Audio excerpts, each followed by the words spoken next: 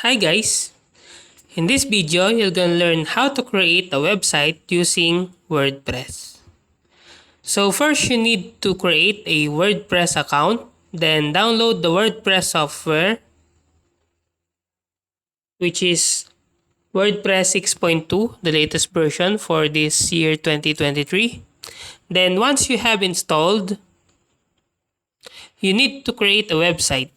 To do this, first open the WordPress software.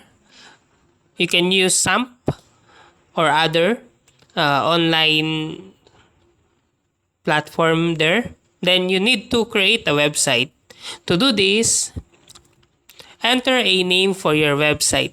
Then choose a domain name if you don't have one already. Then finally, choose a hosting provider and enter your website host name. And that's how to create a website using WordPress. If you like this video, please click the subscribe button and click the bell icon to notify you to our next tutorial.